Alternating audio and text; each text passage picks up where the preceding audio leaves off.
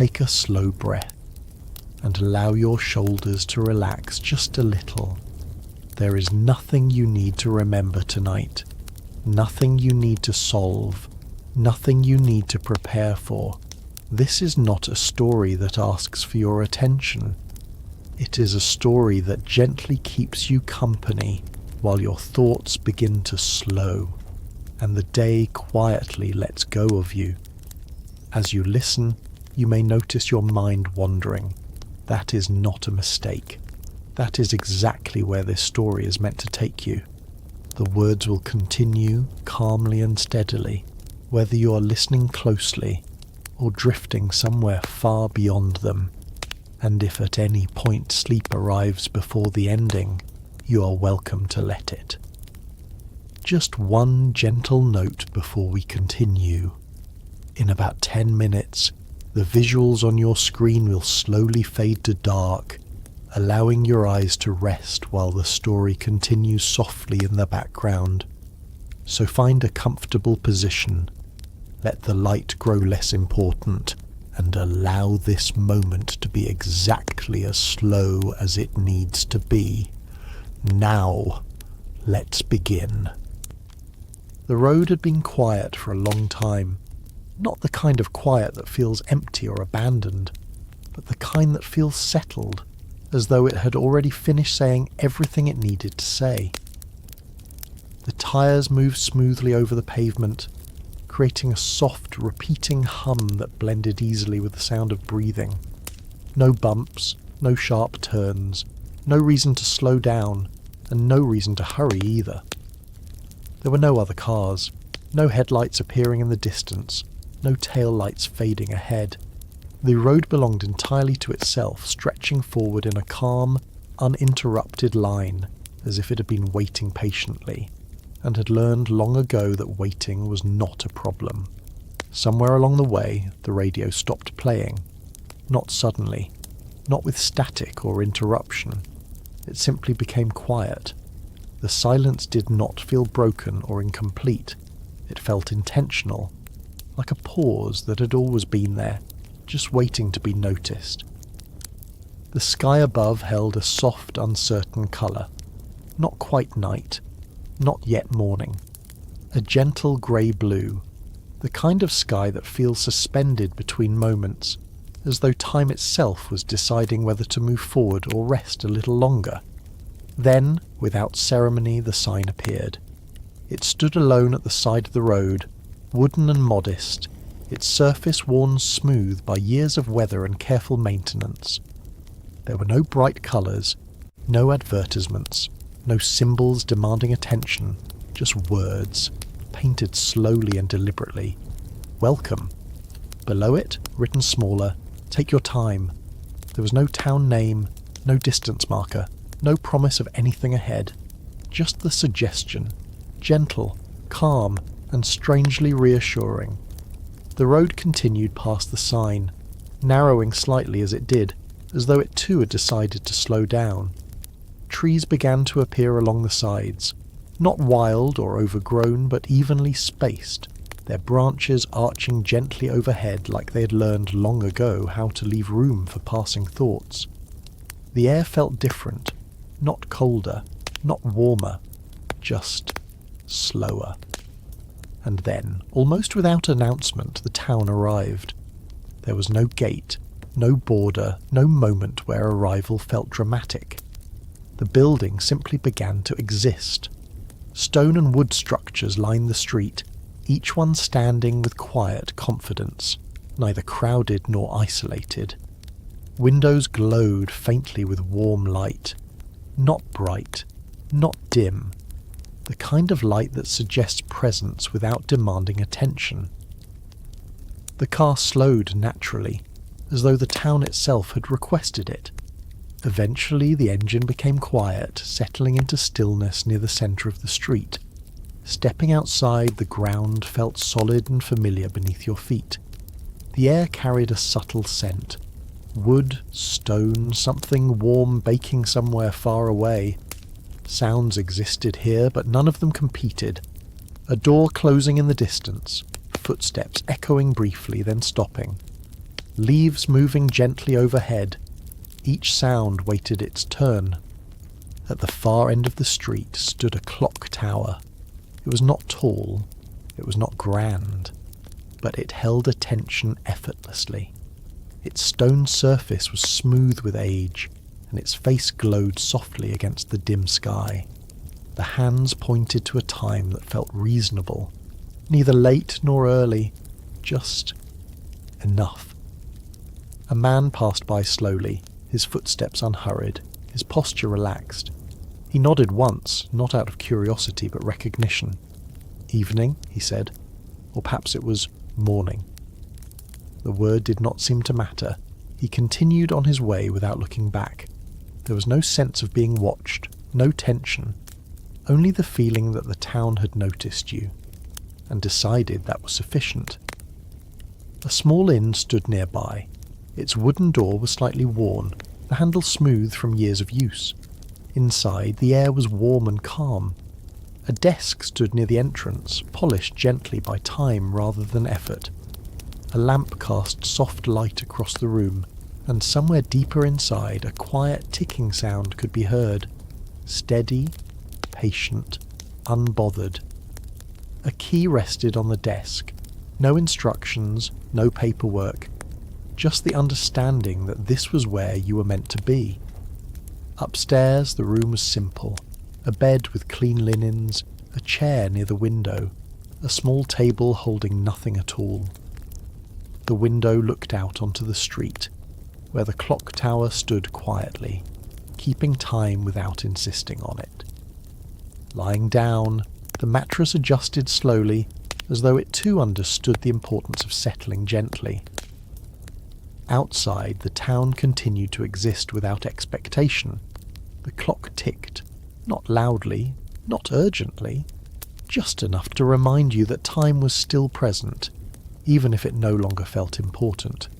Breathing slowed, thoughts softened, and somewhere between one moment and the next, the town welcomed you into its stillness. The first night did not arrive suddenly. It didn't announce itself with darkness or silence. It simply settled in, slowly, like a blanket placed carefully so as not to disturb anything beneath it.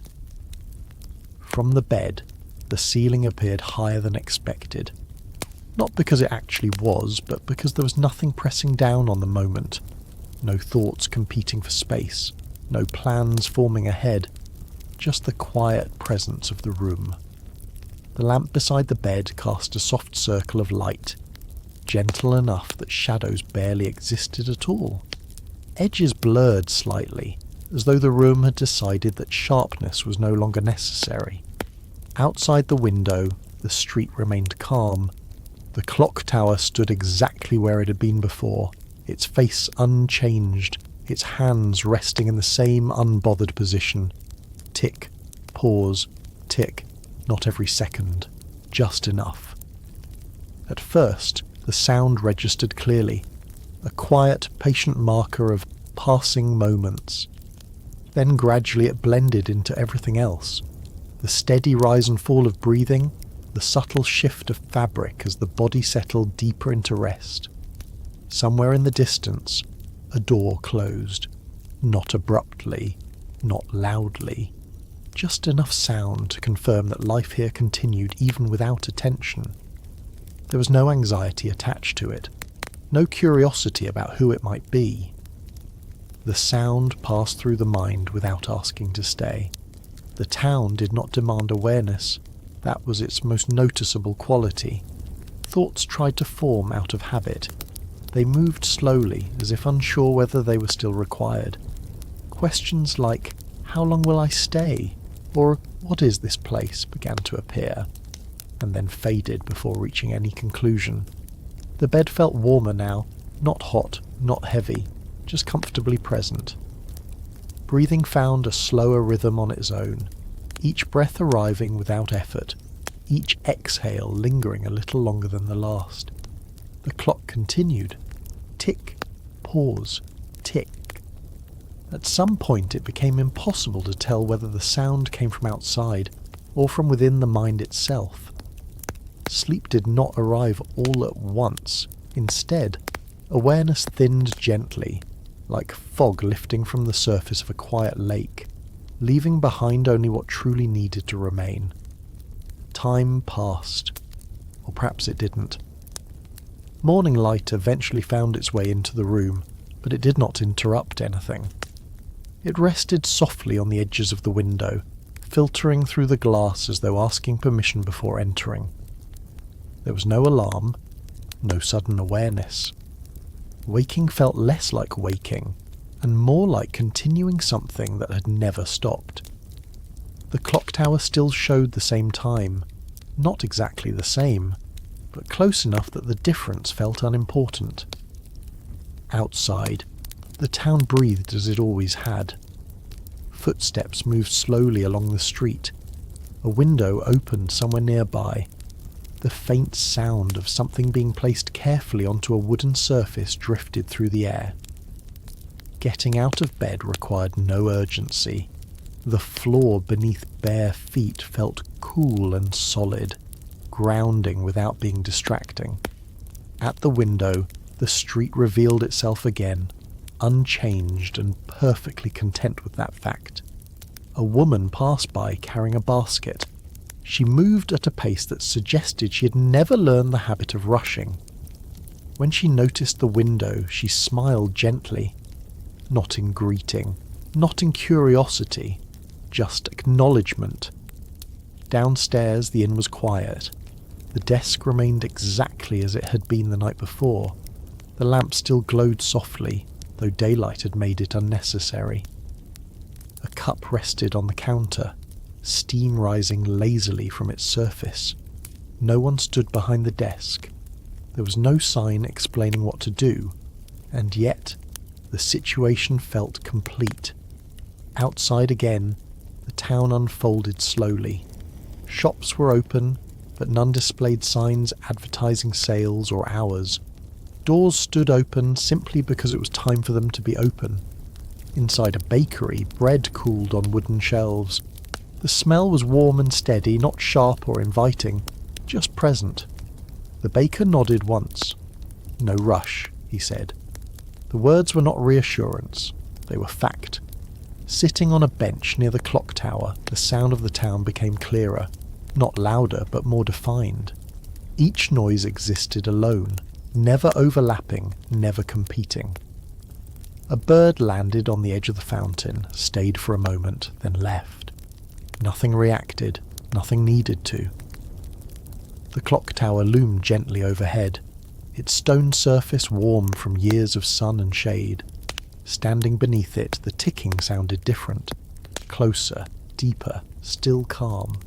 There was no sense of being late, no sense of being early, just the feeling that this moment was sufficient on its own. And as the day continued to unfold, slowly, patiently, one quiet realization settled in. This place did not stop time. It simply stopped asking it to move so quickly. As the morning stretched forward, it did so without direction. There was no sense that it needed to become afternoon tick. Each sound felt spaced intentionally, as if the clock itself understood that too much precision could become distracting. People passed by occasionally, not many, not few. Just enough to remind the town that movement still existed here. It simply wasn't prioritized. A man swept the stone path outside a shop, his movements slow and deliberate. He did not rush to finish. He did not pause to rest. He simply continued, stroke after stroke, as though time would politely wait for him to be done. When he finished, he leaned the broom against the wall and stood quietly for a moment, not thinking, not planning, just standing. Across the street, a woman adjusted flowers in a window box. She moved one stem at a time, stepping back after each adjustment to see how it felt rather than how it looked. No one corrected her. No one commented. The town did not offer opinions unless they were truly necessary. Walking again, The streets revealed small details that hadn't been noticeable before. The texture of the stone beneath your feet, smoothed by years of unhurried footsteps. The faint creak of wooden signs swaying gently in the breeze. The way sunlight rested on doorframes as though it had found the exact place it wanted to be. At a small cafe near the corner, a few tables sat outside. Only one was occupied. An older man stirred a cup slowly, the spoon touching the ceramic with a soft, rhythmic sound. He did not look up as you passed, not because he was uninterested, but because the moment did not require it. Inside, the cafe was quiet. No music, no menu boards, no clinking rush of activity. A cup appeared on the counter when it was needed. No words were exchanged. The warmth of the drink spread gradually, not demanding attention, but offering comfort all the same. Sitting there, time felt unusually wide. Not long, not short, just open. Thoughts arrived more slowly now, and when they did, they seemed softer around the edges. Memories from elsewhere felt distant, not painful, not emotional, just less relevant. What mattered here was the sound of the cup being placed down, the faint hum of air moving through the room, the gentle awareness of being present without needing to perform. Leaving the cafe did not feel like leaving. It felt like continuing. Outside again, the clock tower marked its steady rhythm. Tick, pause, tick. The same time, or nearly the same. Close enough that measuring the difference would have felt unnecessary. As the day drifted onward, the town repeated itself without apology.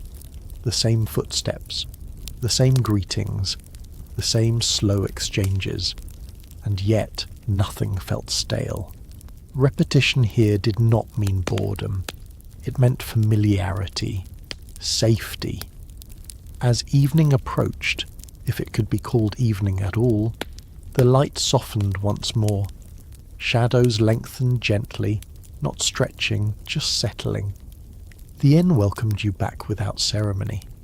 The room remained unchanged. The bed waited patiently. The chair stood near the window, exactly where it had been before. Outside, the street grew quieter, but not empty.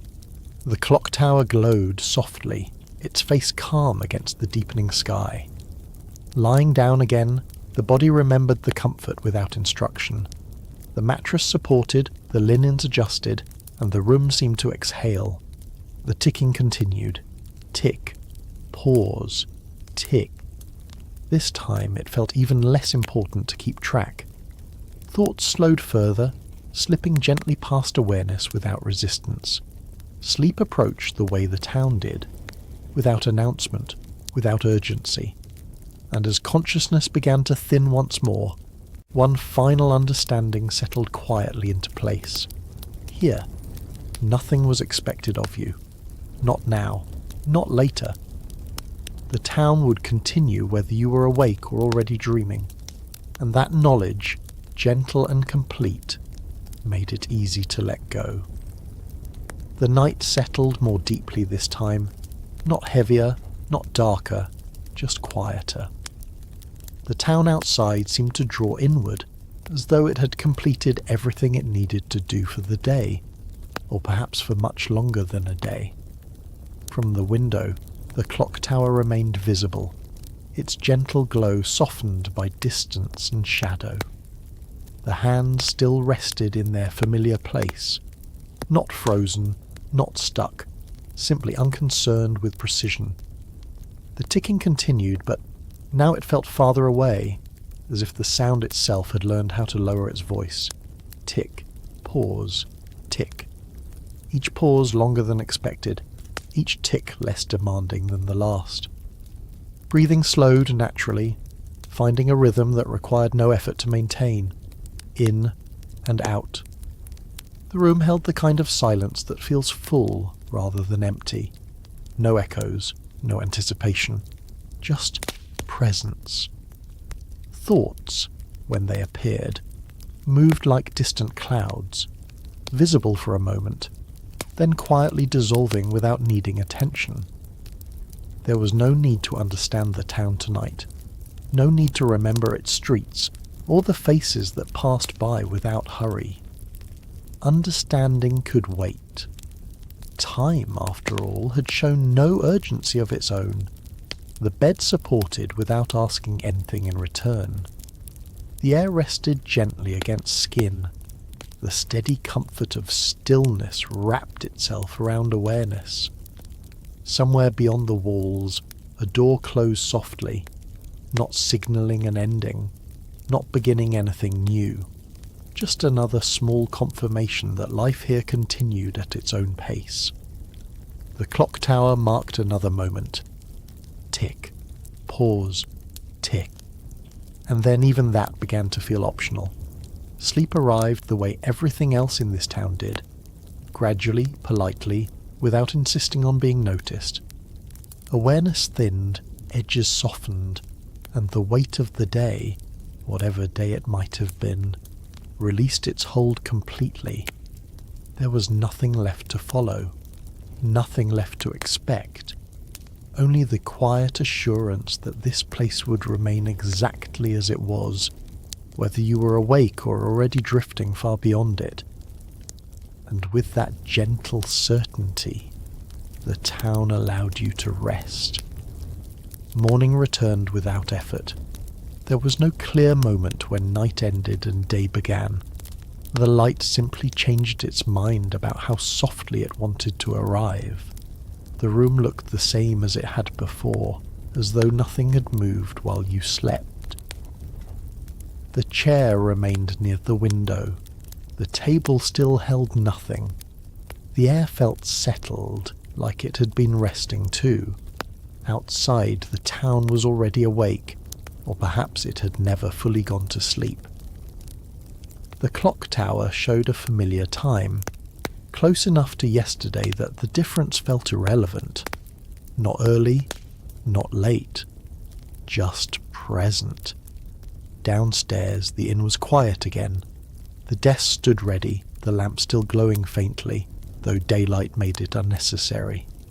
A person passed through the space slowly, placing something on a shelf, then pausing, not to think, but simply because the movement had finished. Outside, the street unfolded at its usual pace. Doors opened when they were ready. Windows welcomed the air without resistance. No one checked watches. No one looked hurried. A man leaned against the stone wall near the bakery, hands folded loosely in front of him. He wasn't waiting for anything in particular. He was simply standing where he stood. When you passed, he nodded. "Morning," he said. The word was offered gently, without expectation of response. At the bakery, the smell of bread had already filled the air. Warm, steady, familiar. Loaves rested on wooden shelves, cooling at their own pace. The baker moved slowly, adjusting one loaf at a time, as though each deserved its own moment of attention. "No rush," he said again, not looking up. It didn't sound like reassurance. It sounded like the way things were. You noticed then that these words appeared often here, not as advice, not as comfort, but as fact. Walking farther into town, the same phrases returned, spoken by different people in different places. "Take your time. There's no hurry. It can wait." None of them were spoken loudly. None were emphasized. They drifted into the air and settled there, unchallenged. At a small shop, an older woman arranged items on a counter. She picked one up, placed it down again, then adjusted it slightly. After each movement she paused, not evaluating, not judging, just allowing the moment to exist before continuing. When she noticed you, she smiled softly. "Plenty of time," she said. The shop held no clock. Neither did the cafe nearby, nor the square, nor the streets. Time was present, but unmarked. and without markers, it lost much of its authority. Sitting again near the clock tower, the sound of ticking blended easily into the background of the town. Tick, pause, tick. The pauses felt longer now, or perhaps they had always been this way. Children walked past slowly, their steps uncoordinated, their voices low. They were not being hurried. They were not being guided. They simply moved until movement no longer felt necessary. A bird landed near the fountain, tilted its head, then flew away. No one watched, not because no one cared, but because nothing demanded attention. The town functioned without supervision, without pressure. As the day continued, it repeated itself gently. The same baker, the same bench, the same slow exchanges, and yet each repetition felt slightly softer than the last, less noticeable, less distinct. Time began to blur at the edges. It became harder to tell how long you had been sitting, or walking, or simply observing. Moments no longer lined up neatly. They overlapped gently, like waves that never fully separate. The realization arrived quietly. Here, time did not move forward in a straight line. It spread outward instead, wide.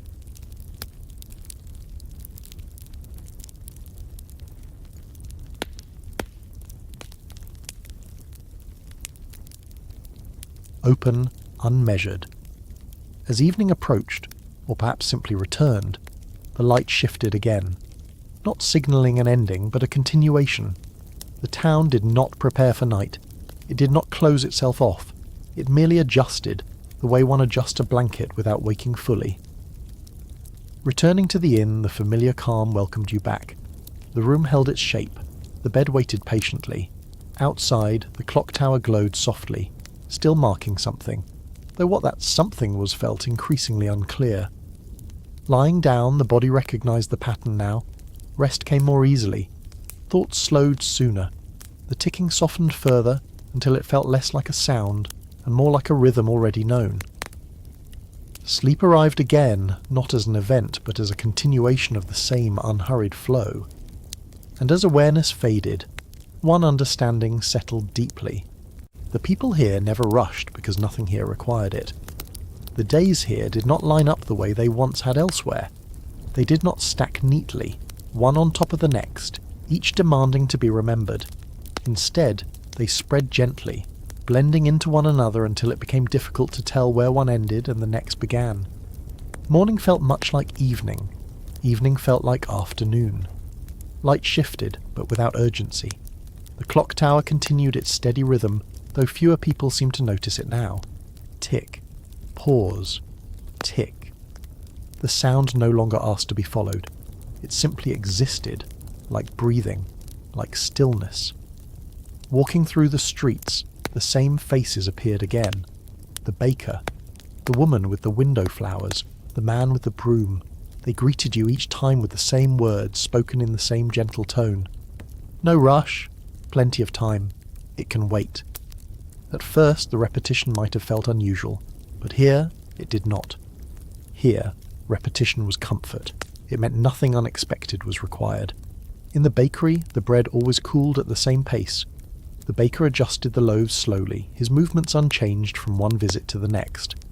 When asked, though questions felt unnecessary or how long the bread would take, he smiled faintly. When it's ready, he said.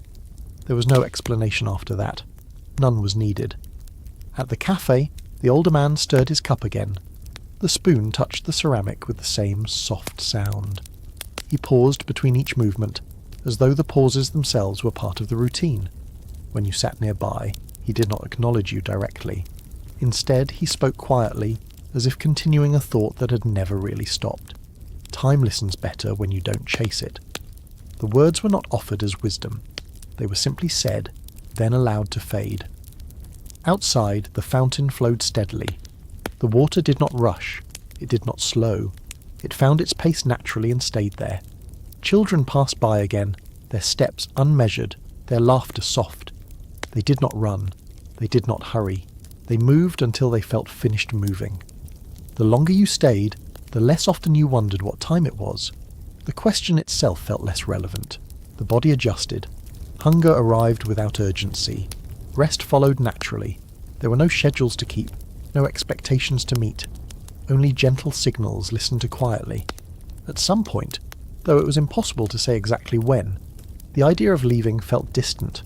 Not impossible, not forbidden, just unnecessary. The road remained where it was. The sign still stood at its edge, but the thought of returning to measured minutes and counted hours felt oddly heavy. Here, nothing pressed forward, nothing pulled back. The town existed in a wide, open present.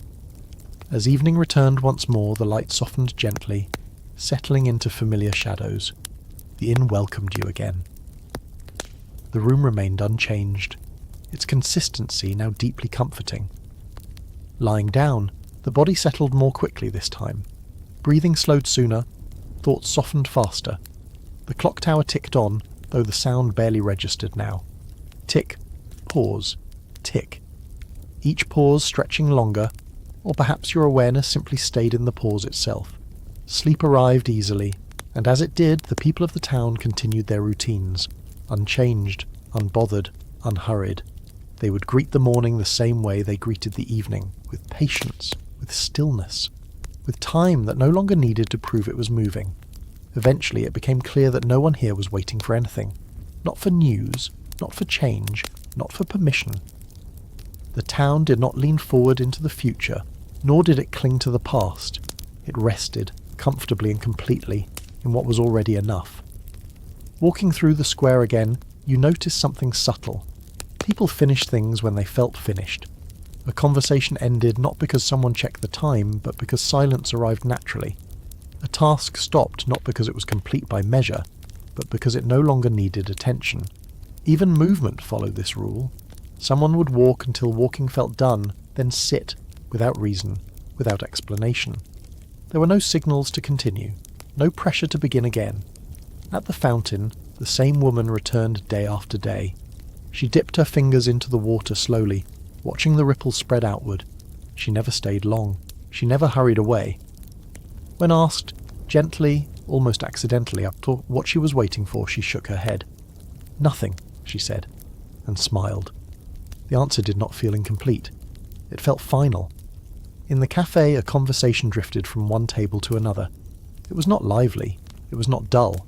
It simply moved, slowly changing shape as people added words when they felt like it, and removed themselves when they felt finished.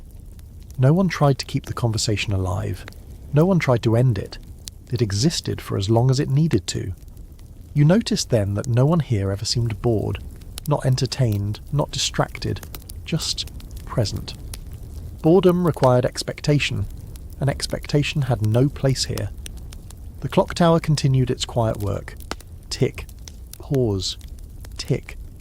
But the sound had softened so much that it felt less like a clock and more like a heartbeat. Steady, background, not asking to be counted. The idea of measuring time now felt distant, unnecessary. Why measure something that was not being spent? As the day faded once more, the sky shifted gently into deeper tones. No one commented on it. No one gathered to watch. The change happened whether it was observed or not. Returning to the inn felt automatic now, like a habit formed without effort. The room welcomed you again. The same light, the same quiet. The body responded immediately, settling before being instructed. Thoughts slowed earlier than before, arriving less often, leaving more quickly. And somewhere in that soft space between awareness and rest, a calm understanding took shape. This town was not hiding something. It was not protecting a secret. It had simply stopped agreeing that everything needed to be urgent. Here, time was allowed to exist without being chased, and because of that, it no longer felt heavy. Sleep arrived gently again, as it always did here, not as an ending, not as an escape, just as another quiet continuation of a place that never rushed, and never needed to. As the town settled once more into evening, there was no sense of conclusion. Nothing here ever felt like it was ending. It simply softened and continued. The streets grew quieter, not because people disappeared, but because movement itself became less necessary. A shopkeeper closed a door slowly, not locking it, just resting it in place. A lamp was lit inside a window, its glow warm and patient as if it had all the time in the world. Near the clock tower, the familiar bench waited quietly. Sitting there again, the town felt even more distant from the idea of hurry. The clock continued its rhythm. Tick. Pause. Tick. The pauses now felt wide enough to rest inside. Somewhere a voice drifted across the square. Tomorrow is not in a hurry either. It was said casually, almost as if speaking to no one in particular. No one responded. No one needed to. The words settled gently into the air, then dissolved. Returning to the inn, the routine repeated itself without effort. The same steps, the same door, the same quiet room. Everything remained where it belonged. Lying down, the body responded immediately, as if it had learned exactly how much rest was required. The ticking of the clock tower felt barely noticeable now. Tick. Pause. Tick. Each sound spaced so far apart that counting became impossible and unnecessary. Thoughts drifted in and out without forming patterns. There was no pressure to remember the day. Nothing important had happened, and that somehow felt perfect. As sleep approached, the final realization of this place settled in gently. The people here never rushed because they had already arrived. There was nowhere else to be, no moment more important than the one already happening. And with that understanding, the town allowed you to rest again, held safely in its wide, unmeasured time. The clock tower had always been there, not in the way landmarks usually announce themselves, but in the way something dependable stays quietly in the background until it is no longer questioned. You noticed it again one morning, not because it looked different, but because everything else felt even slower than before. The light reached it gently, touching the stone surface without trying to brighten it too much. The hands still pointed to their familiar place, not exact, not precise, comfortably close. Standing beneath the tower, the sound of the ticking felt deeper here, not louder, just closer to the chest. Tick, pause, tick. The pauses felt intentional now, as if the clock had learned that silence was as important as sound. An older man stood nearby, leaning lightly against the stone wall. He had been there before, perhaps many times. It was difficult to remember when you had first seen him. He didn't look at the clock. He didn't need to. "It used to matter more," he said quietly, his voice calm, unconcerned with whether it was heard. "What time it was," he continued, after a pause that stretched comfortably between thoughts. No one asked him to explain, and still he did. There was a time when this town counted everything. He ran his hand gently over the stone as if remembering its weight.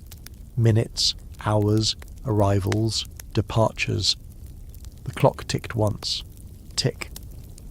People were always arriving somewhere, he said, and always late for something else. The words were not heavy. They did not carry regret. They were spoken the way one speaks about weather that has already passed.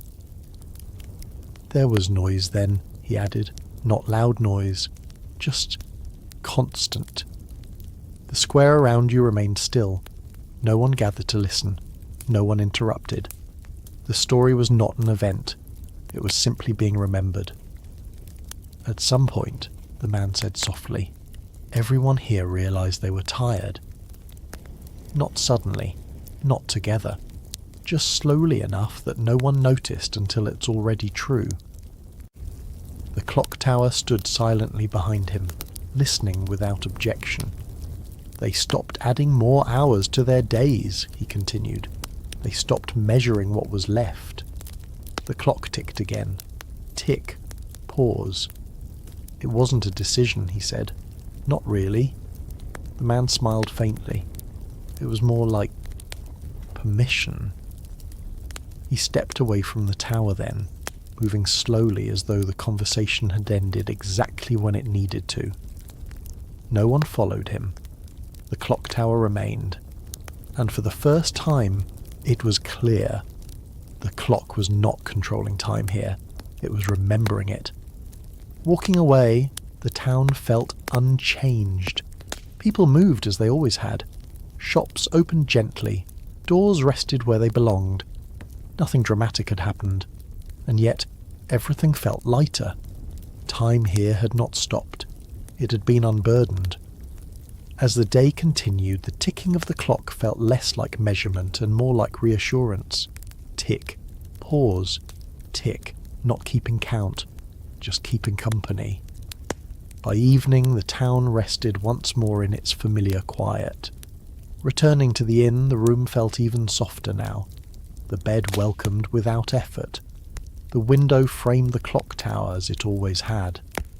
Lying down, the understanding settled easily. This place did not escape time. It simply stopped demanding that time prove itself. Sleep arrived soon after, as gently as everything else here. And somewhere between one tick and the next long pause, the clock tower continued its quiet truth. Not about when, but about rest. The memory did not belong to one person. It moved through the town the way the air did, quietly, without ownership. No one here spoke about the moment when everything changed. Not because it was secret, but because it had never felt dramatic enough to mark. The days had simply grown heavier, one by one, until the weight was noticeable. People noticed it in small ways. A longer pause before answering a question. A hand resting on a door handle without turning it right away.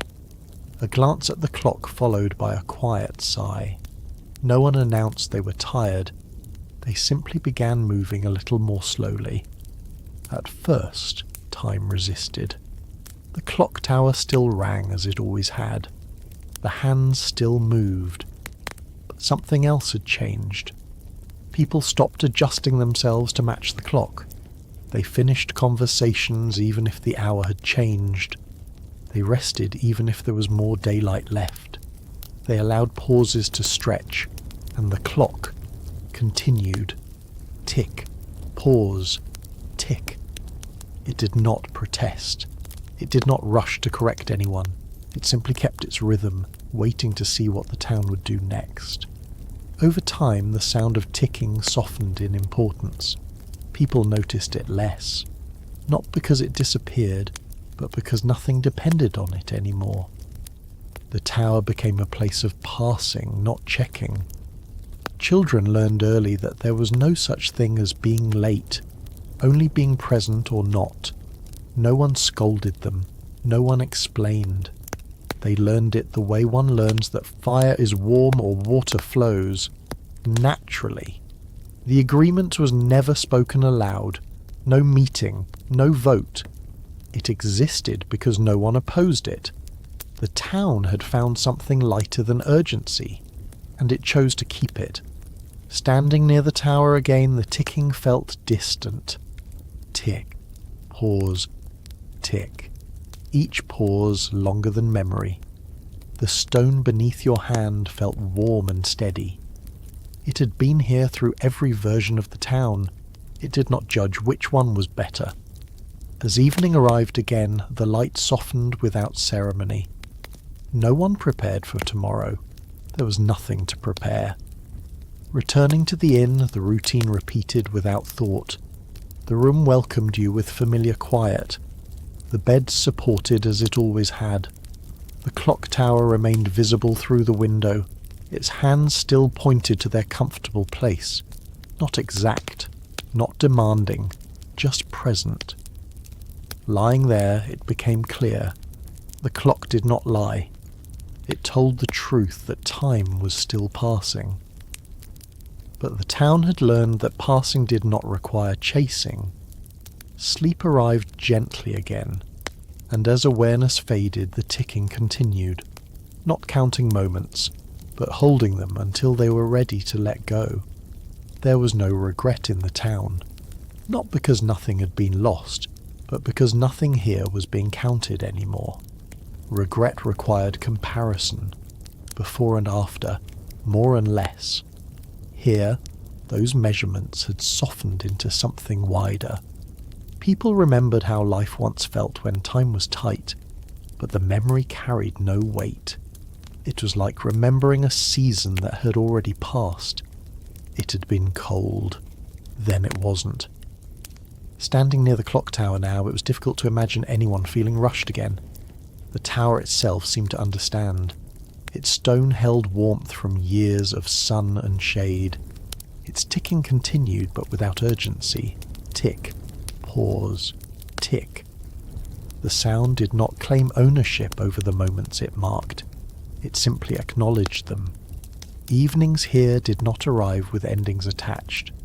They settled gently, like dust on a windowsill, noticeable only when the light changed. Shops rested without locking. Lights glowed softly inside windows. Conversations thinned naturally until silence felt complete.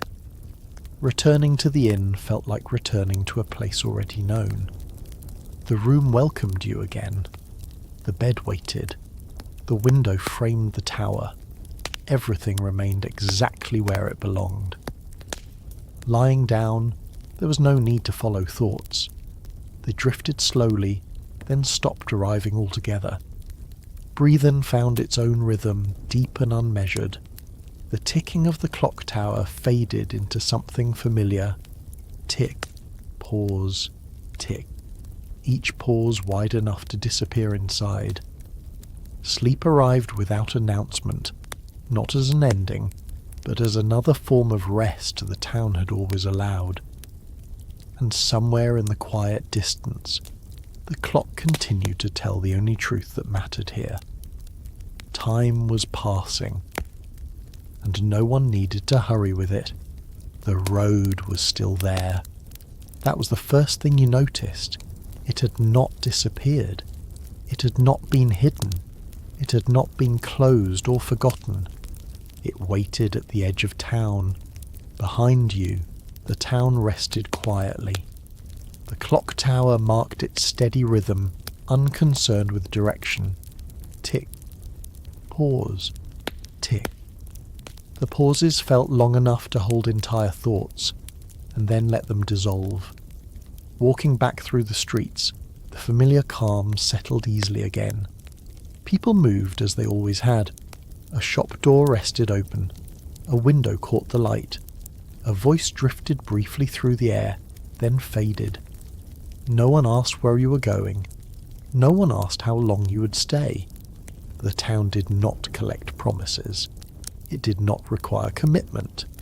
Time here was not something you spent. It's sea. The bed supported without effort. The air felt still and complete. From the window, the clock tower glowed softly.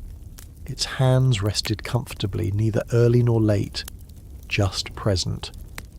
Lying down, there was no longer a sense of arriving or leaving, only being. Thoughts slowed almost immediately, their edges soft, their weight light. Breathing deepened without instruction. The ticking of the clock tower was barely noticeable now. Tick, pause, tick. Each sound spaced so gently that awareness slipped easily into the pauses between them. There was no final realization, no lesson waiting to be learned. The town did not exist to teach anything. It existed because rest was allowed here. And whether you stayed or eventually followed the road away, the town would remain, unhurried, unbothered, unchanged. Sleep arrived the way it always had, quietly, naturally, without needing to be named. And as awareness faded completely, the last thing that remained was not a thought, but a feeling. A wide, open stillness where time continued to pass. And nothing asked you to follow it. Take a slow breath and allow it to be exactly as deep as it wants to be. There is no need to wake up. There is no need to fall asleep faster. This is simply another place to rest, a place that exists somewhere between listening and drifting. The story you just heard does not end here. It simply steps aside. making room for another quiet place to appear. As this new story begins, the place where even thoughts learned to rest. No one arrived here on purpose. That was the first thing anyone noticed after being here for a while. This place was never searched for, never marked on a map, never recommended.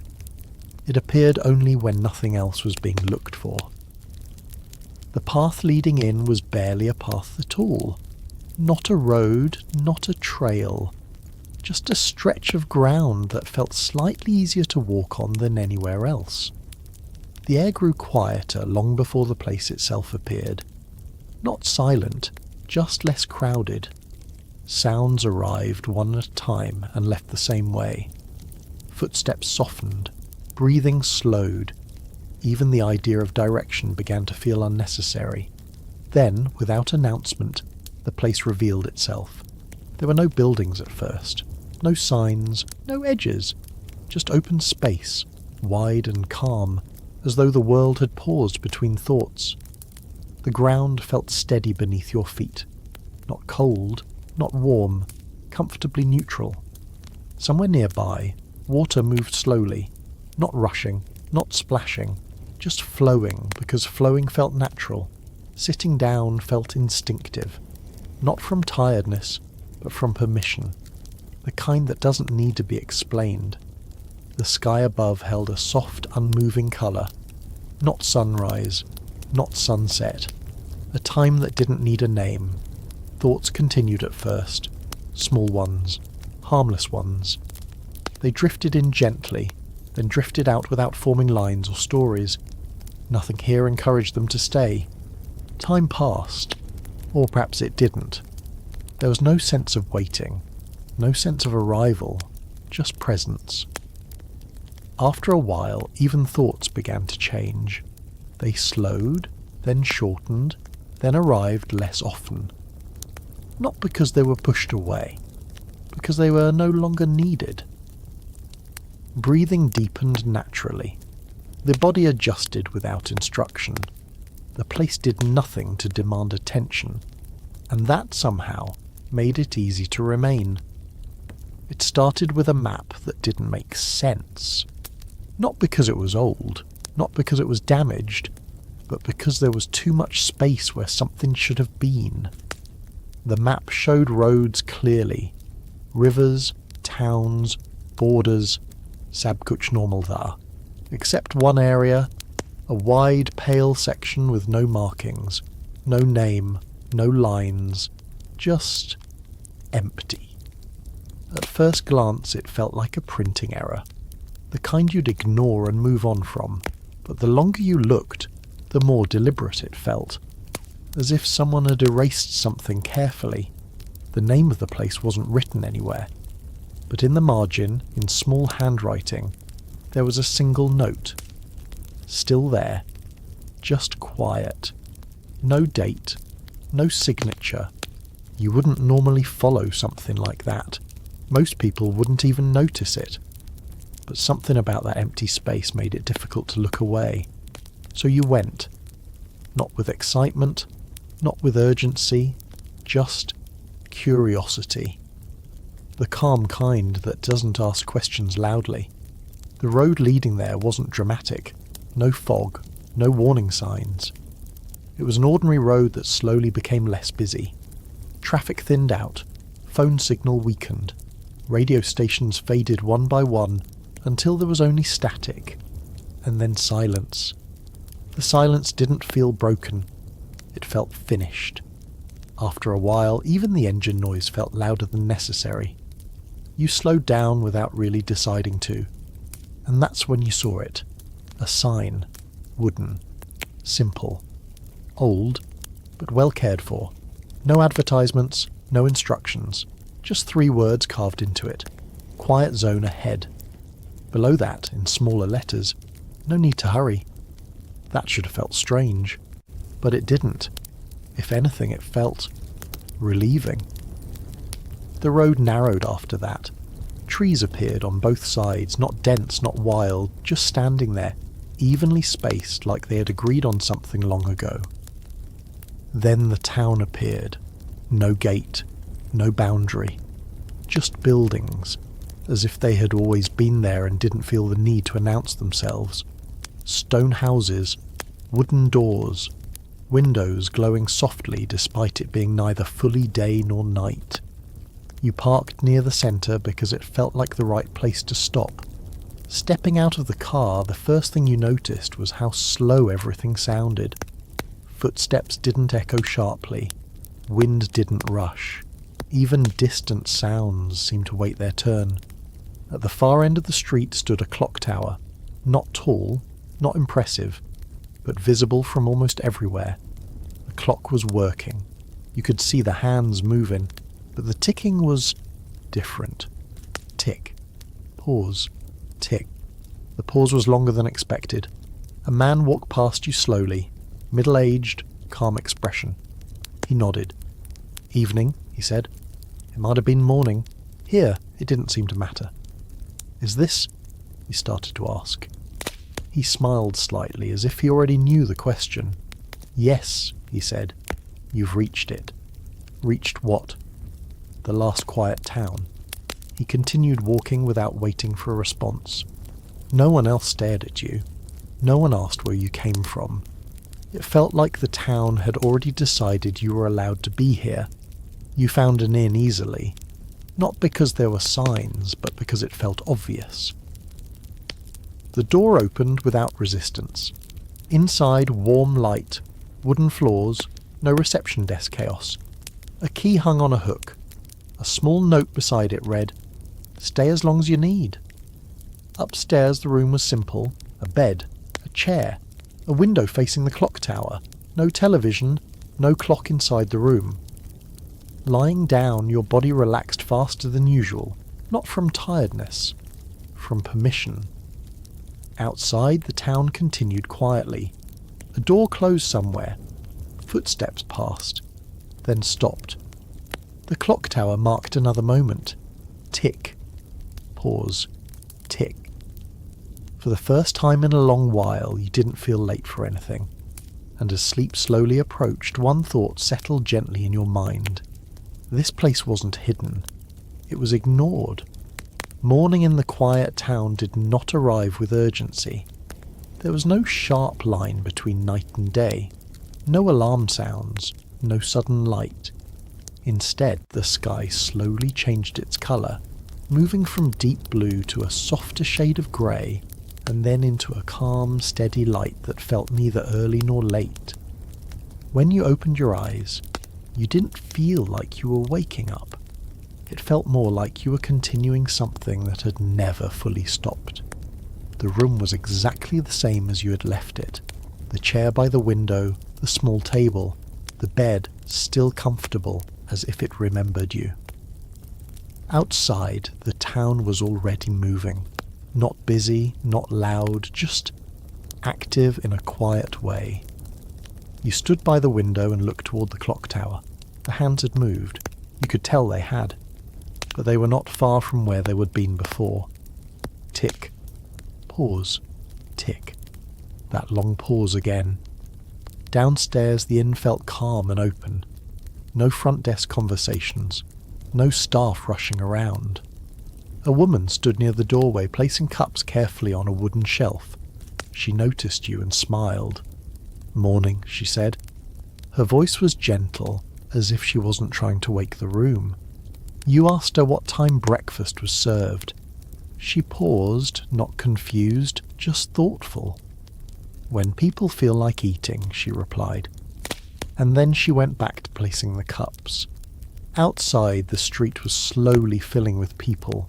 Not crowds, just individuals moving at their own pace.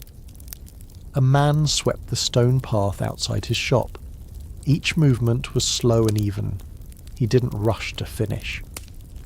A woman opened her window and leaned out, resting her arms on the frame, watching the street quietly. No phones in their hands, no watches being checked. You walked toward the bakery you'd noticed the night before. The smell of fresh bread reached you before you reached the door. Inside, the baker was already at work. Loaves were lined up on a wooden table, cooling naturally. He looked up when you entered. "No hurry," he said, as if that explained everything. You asked how long he'd been baking. He thought for a moment. "A while," he answered. "Not hours, not since morning, just a while." A few people stood nearby, waiting without standing in line. They talked quietly, their conversations slow and unforced. No one complained, no one checked the time. When the bread was ready, it was shared. Simple as that. As you stepped back outside, you began to notice something important. People here did not fill time. They let it pass. In the town square, a few benches sat under the open sky. Some were occupied, some were empty. An older man sat alone on one of them, hands resting on his knees. He wasn't sleeping, he wasn't waiting, he was simply sitting. You sat on the bench nearby. After a long moment, he spoke. "Most visitors feel uncomfortable at first," he said. You ask why. "Because nothing tells them what to do next," he replied. "The words stayed with you. In most places, time tells people what to do. Work hours, appointments, deadlines. Here, there was none of that." The clock tower continued to tick quietly in the background, but no one reacted to it. It existed, but it wasn't in charge. Children walked through the square, not running, not rushing. They stopped when something caught their interest. A bird on the ground, a loose stone, the sound of water nearby. No one called them back. No one told them to hurry. By midday, the town looked almost the same as it had in the morning. Shops were opened, doors were unlocked. People moved in and out slowly, as if they had all the time they needed. You asked someone how long they had lived here. "All my life," she said. You asked if she ever thought about leaving. She smiled. This town didn't feel like it was stuck in time. It felt like it had stepped out of a race that no one here wanted to win. There was no official rule written anywhere in the town, no sign, no notice board. No announcement that explained how things worked, and yet, after some time, the pattern became clear. People here did not plan their days, they let their days happen. You noticed it in small moments. A shopkeeper would open his door when he felt ready to speak to someone. Not earlier, not later. A woman would stop walking mid-street because she remembered something, then smile quietly to herself before continuing. Nobody reacted with impatience. Nobody sighed. Nobody checked a watch. Visitors, however, were different. You saw them sometimes. They arrived with bags packed tightly, their movements quicker, their eyes scanning everything as if looking for instructions. At first they tried to adapt. They asked questions. "What time does this close? How long will this take? When should I come back?" The answers were always calm and always the same. "When it's done. When you feel like it. There's no rush." Some visitors laughed it off. Some looked uncomfortable. A few stayed for a day or two. Then they left. Not angrily, not dramatically. Just uneasy. As if the quiet made them aware of something they weren't ready to face. You asked the man from the bench about it one afternoon. "Why didn't they stay?" you said. He thought for a moment. "Because this place doesn't distract you," he replied. That answer stayed with you. Most places were full of noise, even when they were quiet. Schedules, notifications, reminders. This town had none of that.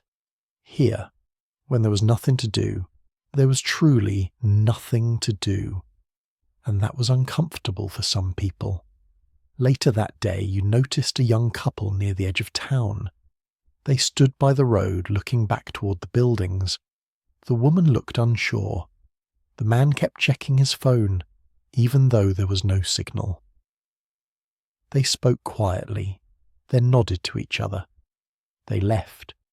The road accepted them without comment. The town didn't react. It never tried to convince anyone to stay. Those who stayed did so because something inside them slowed down enough to match the place.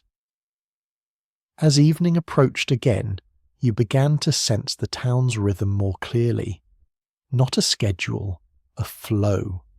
People gathered when they felt like company. They separated when they felt complete. No explanations were given, no apologies required. Dinner happened in small groups. Some ate together, some ate alone. Food was shared easily, without ceremony. You sat near a small table outside the inn as the sky darkened slowly. A man across from you spoke quietly. "Most of us weren't born here," he said. You looked at him. "We arrived at different times," he continued. "Some years ago, some longer." You asked what made them stay. He smiled. "Nothing," he said, and that was enough. The clock tower marked another moment. Tick. Pause. Tick. You realized then that the clock wasn't ignored here. It was simply respected, and not obeyed. Night settled in gently. Lights glowed in windows, not bright, just enough. The town didn't grow silent. It grew softer. Sounds travelled slower at night. Footsteps didn't echo. Voices stayed low. You walked through the streets once more, feeling familiar now. Not like a visitor, not like a local, just present. Near the clock tower, you paused again. The hands had moved slightly, not much, but enough to remind you that time was still passing. It just wasn't chasing anyone. Back in your room, you lay down easily. Sleep came faster tonight. Before drifting off, you understood something important. This town was not special because it was quiet. It was special because it allowed people to stop pretending they were busy. And that, more than anything, was why some people never left. No one in the quiet town talked about the past very often, not because it was forbidden, not because it was painful, it just didn't come up naturally. The past here wasn't hidden away, it simply didn't demand attention. But every place has a before, and this town was no different. You learned about it one afternoon without asking. You were sitting near the clock tower again, watching the light shift slowly across the stone, when an older woman joined you on the bench. She sat down carefully, as if respecting the space. For a long moment, neither of you spoke. Then she said, "This town used to be loud. Not loudly, not dramatically, just as a simple statement." You waited. She continued. "Not loud like traffic or machines," she said. "Loud like people rushing through their lives." She looked toward the street. "There were schedules once," she said. "Meetings, deadlines, trains to catch." The clock tower ticked behind you. Tick. Pause. Tick. "It was built to keep us moving," she added, "to remind us not to fall behind." You imagined it then. The streets filled with faster footsteps, voices sharper, doors opening and closing quickly, a town that looked the same but felt very different. "People were always tired," she said, "even when they rested." She explained that no one noticed it at first. The tiredness came slowly, quietly. People thought they just needed better routines, more organisation, stronger discipline, so they added more structure, more rules, more reminders, and somehow everything felt heavier. The change did not begin with a big event. No accident, no crisis, just a small moment that many people remember differently. One day, the clock tower stopped ringing its bell. Not permanently, just missed one. The sound everyone expected did not arrive. At first, people looked up, confused. Then they continued what they were doing. Nothing bad happened. Work continued. Conversations continued. Life went on. The bell rang again later, but something had shifted. People realized how tense they had been, waiting for it, how much their day had been shaped by that sound. After that, the pauses between the ticks began to feel more noticeable. Some people started ignoring the clock, others checked it more often, but slowly, very slowly, less attention was paid to it. It wasn't a rebellion, the woman said. No one decided anything. People just began finishing things when they felt finished. They stayed in conversations longer. They rested without guilt. At first it felt wrong, unproductive, irresponsible, but also relieving. The town didn't change overnight. Some people left. They needed movement, deadlines, clear direction. Others stayed. They adjusted. They discovered that without constant urgency, they could hear themselves think, and then, eventually, they stopped needing to think all the time. The clock tower remained. It never stopped working. The hands continued to move, but the town stopped treating it like a commander. It became a witness instead. The woman stood up slowly. "We didn't remove time," she said. "We just stopped letting it scare us." She walked away, leaving you alone with the ticking. Tick. Pause. Tick. That evening the town felt different. Not changed, just clearer. You noticed how easily people moved from one moment to the next. No hesitation, no rushing. Dinner happened quietly. Stories were shared slowly. Laughter came softly and left just as gently. Night settled in. Lights glowed in windows. Shadows stretched calmly. Lying in your room, you thought about the life you knew before. The constant sense that something was waiting, something unfinished. Here, that feeling didn't exist. Not because everything was complete, but because nothing was being chased. Sleep arrived easily, and as the clock tower marked another moment, you understood something important. This town had not lost time. It had simply stopped being afraid of it. After that conversation, the town felt more familiar. Not because it had explained itself, but because it no longer felt mysterious. Mystery requires tension. This place had let go of that long ago. You began to notice the difference between people who stayed and people who left. Those who stayed moved differently. Their steps were lighter. Their attention was wider. They listened without waiting to reply. They spoke without trying to finish quickly. They were not slow because they were tired. They were slow because they were unafraid of time passing. Those who planned to leave were easy to recognize. They stood near the road more often. They checked the sky. They asked quiet questions about distance and direction. They didn't complain. They didn't criticize. But there was a tightness in them, like they were holding something together that wanted to fall apart. One afternoon, you spoke to a man who'd arrived only 2 days earlier. He sat across from you at a wooden table, hands wrapped around a cup that had long since stopped steaming. At first it felt nice, he said, the quiet. You waited. But then, he continued, I didn't know what to do with myself. He smiled politely, as if apologizing. No emails, no schedule, no sense of progress. He looked around the square. It's like the town doesn't care whether I succeed or fail. You didn't argue, because he was right. The town didn't measure people that way. Later you saw him pack his bag. He left early the next morning. The road accepted him the same way it accepted everyone, without comment. As days passed, you noticed something else. People here remembered things differently, not less clearly, just more softly. Memories were not sharp. They did not interrupt. A woman spoke once about her old job. She didn't describe it in detail. She just said, "It kept me busy."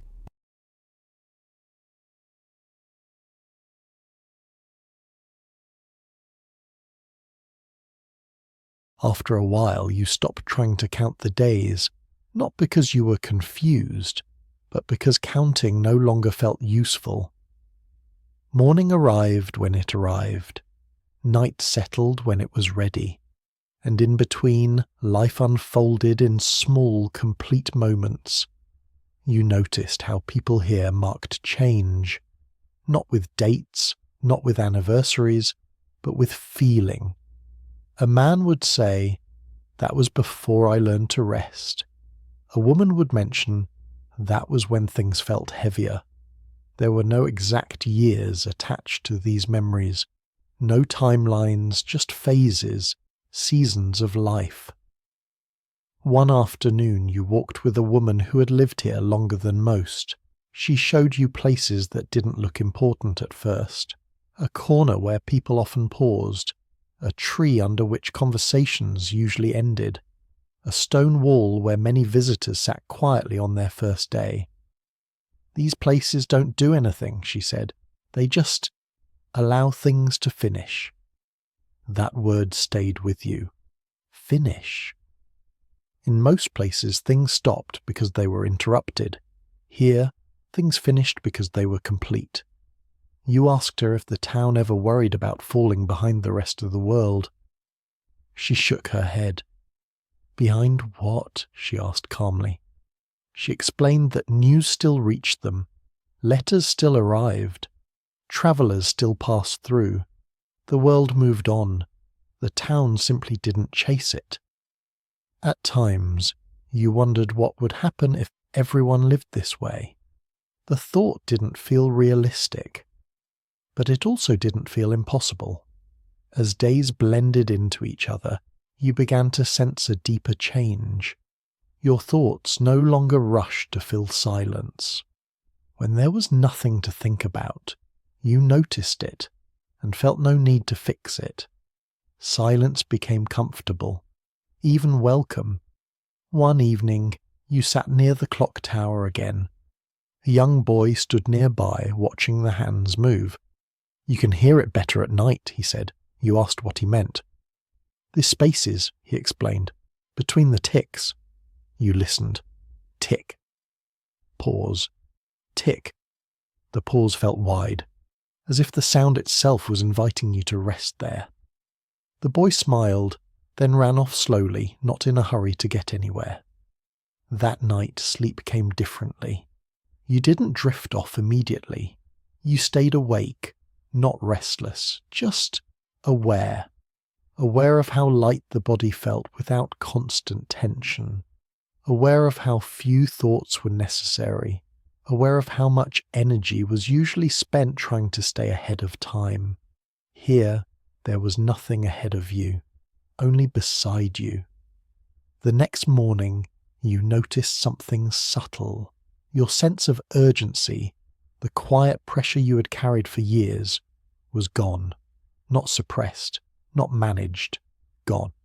You didn't feel lazy. You didn't feel unmotivated. You felt clear. That clarity showed up in the simplest ways. You finished tasks without distraction. You rested without guilt. You spoke without rushing to explain. People noticed, not by commenting, but by how easily they included you.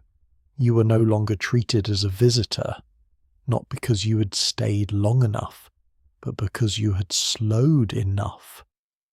At the edge of town, the road still waited. You passed it sometimes. It didn't pull at you anymore. It was just there.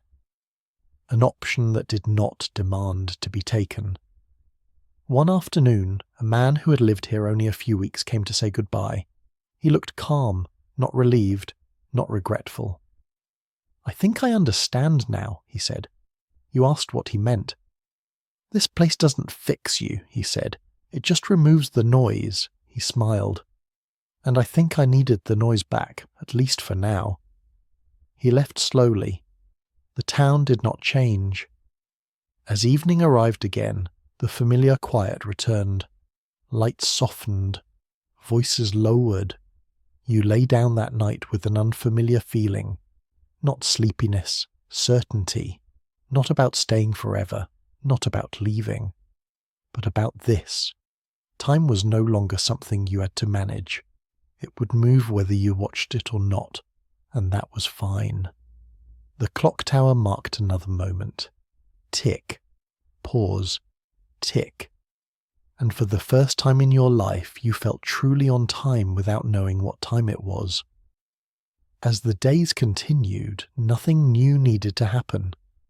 And somehow, that felt right. The town did not build toward a conclusion. It did not collect moments to prove anything had changed. It simply remained. You noticed that people here rarely spoke about improvement. They didn't talk about becoming better, or more efficient, or more successful. Those words belonged to another rhythm. Here, people spoke about balance, about ease, about knowing when something was enough. One afternoon, you helped a woman carry a basket of vegetables from the edge of town. You asked her how long she planned to stay here. She smiled. "I stopped planning that," she said. "It made things heavier." That was the answer to many questions here. Not avoidance, just release. The clock tower continued its quiet work. Tick. Pause. Tick. The sound felt almost comforting now, not as a reminder, but as reassurance that nothing had gone wrong. Time was still moving. Life was still unfolding. Nothing was stuck. As evening arrived once more, you sat near the square, watching people drift in small groups. Some stayed together, some moved on alone. No one felt abandoned. No one felt left behind. Separation here did not mean loss. It meant completion. That night, lying in your room, you realized something important. The town had not changed you by adding anything new. It had changed you by removing pressure. The pressure to hurry, the pressure to decide, the pressure to stay ahead. Without that weight, everything else felt lighter. Sleep came easily, not because you were exhausted, but because there was nothing left to hold on to. And as you drifted off, the clock tower marked another moment. Tick. Pause. Tick. No urgency, no command, just time, moving as it always had. The road had not changed. It still waited at the edge of town, stretching outward in the same patient way it always had. No cracks had appeared, no signs had been added. It did not pull at you, it did not call you, it simply existed. You noticed it one morning while walking without direction. There was no reason for you to be there, no plan to leave, no plan to stay. Just a quiet curiosity that had nothing urgent attached to it. Standing there, you realized something unusual. No one had ever asked how long you planned to stay. Not the innkeeper, not the baker, not the people you sat beside day after day. There had been no forms to fill, no expectations to meet. You had not been welcomed loudly, and you had not been warned. You had simply been allowed. Behind you, the town moved at its familiar pace. A door opened somewhere. Footsteps crossed the stone street, then stopped. The clock tower marked another moment. Tick. Pause. Tick. The pause felt wide enough to hold a choice, but the choice itself felt unnecessary. You turned back toward the town, not because you had decided anything, but because it felt natural. The streets looked the same. Stone buildings, wooden doors, soft light resting in windows. Nothing was arranged to impress you. Nothing was designed to convince you. The town did not sell itself. At the bakery, the baker greeted you with a nod. "Bread's almost ready," he said. "Not now. Not later. Almost." You sat nearby and waited without checking anything. People came and went. Some stayed longer. Some left quickly. No one explained themselves. At a table nearby, a woman packed a small bag. She moved slowly, folding each item carefully. When she noticed you watching, she smiled. "I'm heading out today," she said. You asked her how long she had been here. "Long enough," she replied. There was no sadness in her voice, no excitement either, just certainty. "I think this place gives you exactly what you're ready for," she said, "and then it lets you go." She finished packing, stood up and walked toward the road. No one gathered to say goodbye. No speeches, no hugs.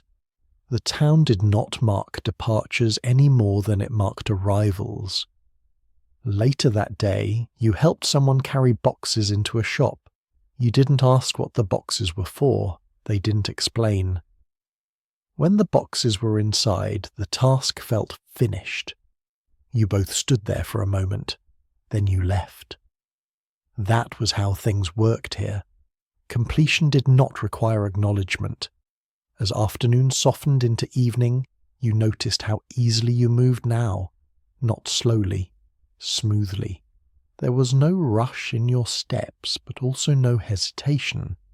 You did things when they needed to be done, and stopped when they felt complete. This rhythm had replaced effort. At the edge of the square you sat again near the clock tower. The sound of ticking felt distant now. Tick, pause, tick. The pauses were familiar, comforting. You realized then that the clock had never been the problem.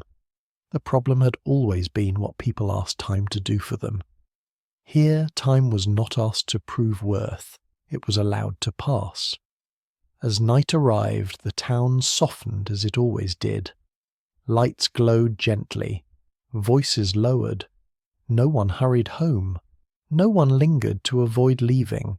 You returned to your room, the familiar quiet greeting you.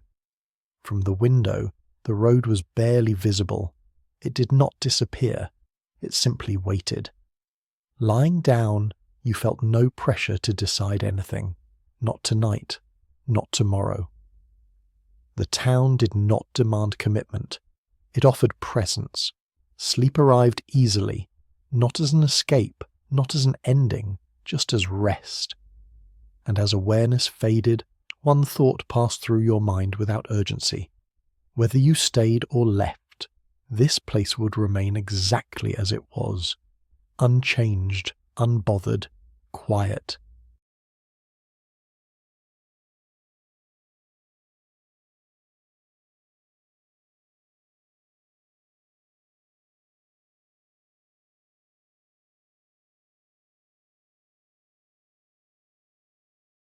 No signal. People ate slowly, talking when they felt like it, sitting in silence when they didn't. The silence did not feel awkward. It felt complete. Later that night you walked alone through the town, not because you wanted solitude, but because walking felt right. The streets were softly lit. Windows glowed warmly. Shadows rested where they fell.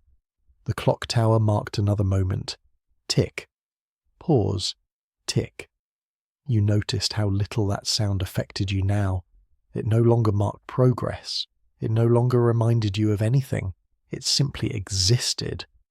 At the edge of town you paused again near the road. For a moment you imagined following it, packing a bag, returning to noise, to plans, to measured days. The image did not bring anxiety. It didn't bring excitement either. It just felt optional. You turned back toward the town without making a decision. Not staying, not leaving, just returning. That night sleep came gently. Not immediately, but without resistance. Thoughts passed through your mind like quiet visitors, staying briefly, then moving on. You didn't try to hold them. You didn't try to push them away. They finished on their own. In the morning, the town greeted you as it always did, without comment. Nothing had changed, and yet you felt different. Not transformed, not improved, just lighter. You moved through the day with less effort than before. You listened more fully. You spoke more clearly. There was no rush behind your words. People noticed, not by saying anything, but by how easily conversations flowed. As the sun lowered again, you understood something quietly. This place did not require you to give up the rest of the world. It simply showed you that urgency was optional. That night, lying in your room, you felt no pressure to decide your future. The town did not ask. Time did not ask. Everything waited calmly for you to move when you were ready. And for now, that was enough. After some time, you stopped thinking of the town as a place you were visiting. It became something quieter than that. Not home, not temporary, just familiar. Familiar in the way a chair feels after you've sat in it long enough to stop noticing its shape. Days continued without announcement. You began recognizing small patterns, not because they were scheduled, but because they repeated naturally. The baker always paused before placing the bread on the counter. The woman near the square always watered the plants just before the light softened. The man who swept the street never finished the entire path in one go. He stopped when it felt right and continued later. Nothing here was incomplete. Nothing here was rushed. One afternoon, you realized something surprising. You could remember your old life clearly. The noise, the planning, the feeling of always being slightly behind. But those memories no longer carried weight. They felt like stories about someone you once knew, not distant, just finished. You wondered if that was why some people left. Not because the town was uncomfortable, but because it asked you to sit with yourself without distraction. For some, that was too much. For others, it was exactly enough. That evening, you shared a quiet meal with people you didn't know well and didn't need to. No introductions were made, no explanations offered. Conversation moved slowly. Sometimes it stopped entirely. No one tried to restart it. Silence was allowed to sit at the table like another guest. After the meal, people drifted away one by one. Not abruptly, not together. Each departure felt complete. You walked back alone, listening to your footsteps on the stone path. They sounded softer now, not because the stones had changed, but because you were no longer rushing over them. Near the clock tower, you paused again. The hands had moved. Of course they had. Time had never stopped here. It had simply stopped being used as a threat. Tick. Pause. Tick. You stood there longer than usual, not thinking about anything in particular, just noticing how calm it felt to stand without purpose. Later that night, sleep came slowly. Not because you were restless, but because you were comfortable being awake. Thoughts arrived, one at a time. They didn't stack. They didn't race. Each one finished before the next appeared, and then there were no thoughts at all, just awareness. The next morning you woke with a quiet certainty, not about staying forever, not about leaving, but about this. You did not need to decide yet. The town had never asked you to. As you stepped outside, the road remained at the edge of your vision, still there, still open. But it no longer felt like an exit. It felt like a reminder. That movement was possible, that choice existed, and that neither one needed to be taken immediately. You walked back toward the square, joining the slow rhythm of the town without effort. People nodded as you passed, not in greeting, not in recognition, just acknowledgement. You were here, and for now, that was enough. As the days continued, the idea of choosing became less important, not because the choice disappeared, but because it stopped asking for attention. You noticed that the town never reacted to how long anyone stayed. No one counted days. No one marked milestones. People were present for as long as they were present. That was enough. One afternoon, you helped repair a loose step near a doorway. The work was simple, a few tools, a short effort. When it was finished, you stood there for a moment. No one said, "Good job." No one thanked you. Not because it wasn't appreciated, but because appreciation here didn't need words. Completion was its own reward. Later, you sat near the square and watched people pass. Some faces were familiar now, some were not. New visitors arrived quietly, others prepared to leave. The town did not gather to observe. Movement here was private.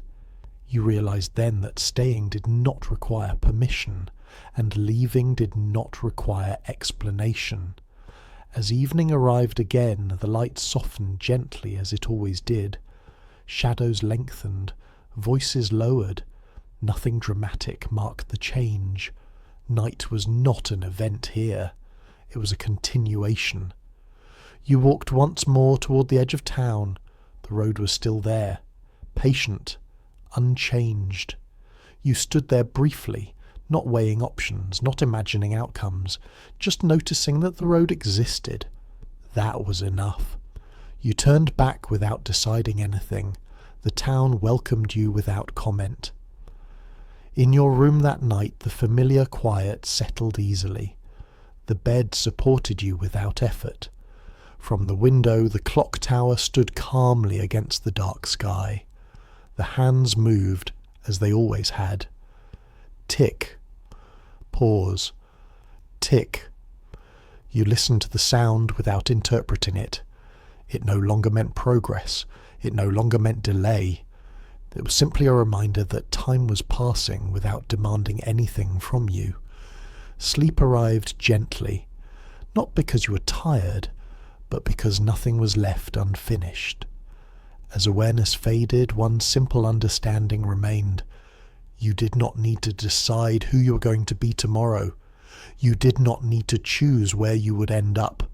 For now, being here was enough, and whether you stayed or eventually followed the road away, the town would continue exactly as it always had. Quiet, unhurried, complete. At some point, the town stopped feeling like a place, not because it disappeared, not because it changed, but because it no longer needed to be noticed. It existed quietly around you, the way breathing exists when you stop paying attention to it. Days passed, or perhaps they didn't. It became difficult to tell, and then unnecessary to try. Morning light arrived softly as it always did. Not bright, not demanding, just present. You woke without urgency. There was no sense of starting something new, no feeling of continuing something old, just being awake because sleep had finished. You stepped outside and joined the slow rhythm of the town without thinking about it. People moved gently through the streets. Some spoke, some didn't. Both felt complete. The bakery opened when it was ready. The cafe filled slowly. Chairs scraped softly against stone. The clock tower marked another moment. Tick. Pause. Tick. The sound felt distant now, not because it was quiet, but because it no longer mattered what it marked. You realized something important. The town had not taught you how to slow down. It had simply shown you what happened when you stopped hurrying yourself. There was no moment where everything suddenly made sense, no final realization, just a gradual understanding that nothing needed to be solved. One afternoon you sat near the edge of the square, watching light move across the stone walls. A breeze passed through, cool and brief. You noticed it, and then you didn't. But it no longer represented escape or return.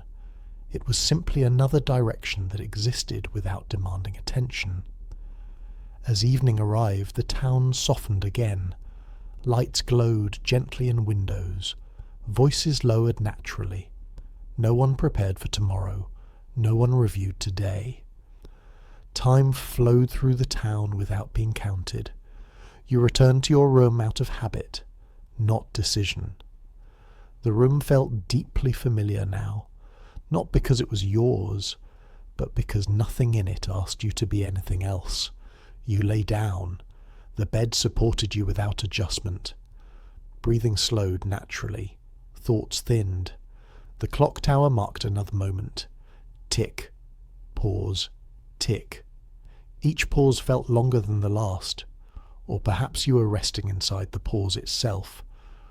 Awareness softened. Edges blurred. The town continued around you without interruption. Nothing waited for you. Nothing followed you. There was no need to stay awake to keep anything moving. Sleep arrived quietly, not suddenly, not completely, just enough to loosen your hold on the moment. And as you drifted, the last thing you noticed was not a thought, but a feeling, a wide, calm stillness where time continued to pass without asking you to keep up.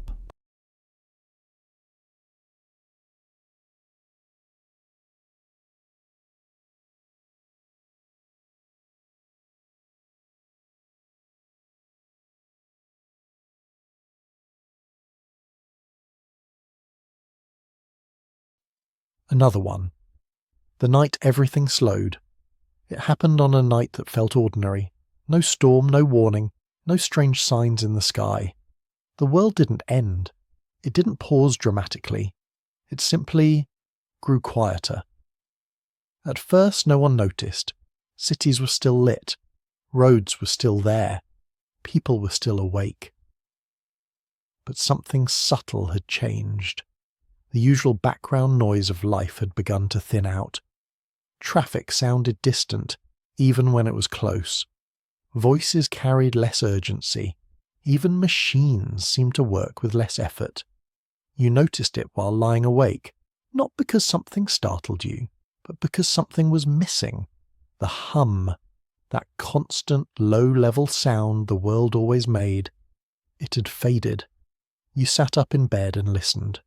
No ringing in your ears, no sudden silence, just space. Outside your window, the street looked normal. Lights glowed. A car passed slowly. But the sound arrived late, as if it had taken its time reaching you. You checked your phone. No alerts, no news. Messages still worked. Time still moved. Nothing appeared broken. And yet, the feeling remained. The world felt less crowded. You stepped outside. The air felt different. Not colder, not warmer, just lighter. A neighbour stood a few steps away looking up at the sky. "You feel it too?" he asked. You nodded. He didn't ask what it was. He didn't need to. People gathered slowly, not in panic, not in excitement, just curiosity. Someone laughed quietly. "Feels like the volume got turned down," they said. That description stayed with you. The volume. As the night continued, news began to travel. Not through alarms or sirens, but through conversations. People in other cities felt it too, different places, same feeling. The world hadn't stopped. It had softened. Later that night, power plants still ran. Hospitals stayed open. Planes still flew. But everything moved with a strange gentleness, as if speed itself had decided to rest. You went back inside and lay down again. Sleep didn't come immediately, not because you were afraid, because you were listening. The silence was not empty. It was full of distance. Thoughts moved slower. The usual pressure to think ahead didn't arrive. And for the first time in years, your mind didn't rush to fill the quiet. By morning, the world still worked. Clocks showed the right time. Schedules existed. But something else had changed. People didn't move the same way. They paused before speaking. They walked without checking their phones. A woman on the train smiled for no reason at all. No one explained it. No one could. Scientists would later try. They would talk about frequencies, background signals, human perception. Most people stopped listening halfway through those explanations, because whatever it wasn't hurting anything, it was calming it. As the day passed, the quiet didn't fade, it settled, and slowly people began to realize something unsettling and comforting at the same time. Without the constant noise, there was nothing pushing them forward. No invisible hand rushing them from one moment to the next. The world was still moving, but it was no longer hurrying anyone along. That night, you slept deeper than you had in years, not longer, deeper. And when you woke, you understood something quietly. This wasn't a temporary silence, it was an invitation. By the second day, people stopped asking if the quiet would end. Not because they had answers, but because the question itself began to feel unnecessary. The world was still functioning. Stores opened, trains ran, screens lit up. But the usual tension behind these things was missing. In offices, people spoke more slowly. Meetings ended earlier, not because decisions were rushed, but because there was nothing more to say. Emails became shorter. Some were never sent at all. It wasn't laziness, it was clarity. Governments responded carefully. There were announcements, but no alarms. Officials stood at podiums and spoke in measured tones. They explained that systems were stable, power grids were secure, communication networks were intact, no one was in danger. They admitted they did not fully understand what had caused the change, and for once that uncertainty did not create panic. Scientists offered theories. They spoke about background frequencies, about constant low-level stimulation humans had adapted to without noticing. They suggested the quiet was not silence at all, but the absence of interference. Most people listened politely. Then they went back to enjoying the stillness. Public spaces felt different. Parks filled with people who were not exercising, not scrolling, not talking loudly. They sat. Some lay on the grass and looked at the sky. Children noticed it first. They stopped running so quickly from one thing to the next. They played longer games. They stayed with ideas until they were finished. Teachers reported that classrooms felt calmer. Students raised their hands less often, but listened more. Hospitals noticed changes too. Patients slept better. Heart rates lowered slightly. Doctors couldn't explain it, but they didn't argue with the results. At night, cities looked the same but felt transformed. Lights still glowed. Buildings still stood tall, but the air between them felt wider. People walked without headphones, not because music had disappeared, but because silence had become interesting again. You noticed it in yourself. Your thoughts no longer arrived in a crowded rush. They came one at a time. A thought would appear, stay briefly, then leave. No pressure followed it. Memories surfaced unexpectedly. Not stressful ones, not urgent ones, simple memories. A sound from childhood, a forgotten smell, a moment that had never mattered enough to remember before. The quiet gave them space. On the third night, something new happened. Entire neighborhoods fell asleep earlier than usual, not from exhaustion, from ease. People lay down without forcing themselves to rest. Sleep arrived naturally, not deep for everyone, but steady. By morning, one thing became clear. The quiet wasn't fading, it was stabilizing. And slowly, a deeper realization began to spread. Without constant noise, people were more aware of how often they rushed for no reason at all, how much energy had been spent reacting to things that did not matter. The world had not slowed its clocks, it had slowed its urgency. That evening you stood outside again. The sky looked unchanged. Stars still held their places, but the space between them felt larger. You breathed in. The air moved easily. For the first time, the future did not feel like something you needed to catch up to. It felt like something that would wait. It started with one city, not the biggest, not the quietest, just the first to notice that nothing was broken. The quiet had been present there for several days now. Traffic still moved, power still flowed, phones still worked, but the city felt finished, as if it had reached a version of itself that didn't need constant correction. City officials met quietly, no emergency lights, no shouting. They reviewed reports. Hospitals were stable, crime had not increased. Public transportation ran more smoothly than usual. Stress-related complaints had dropped. Sleep-related health issues were noticeably lower.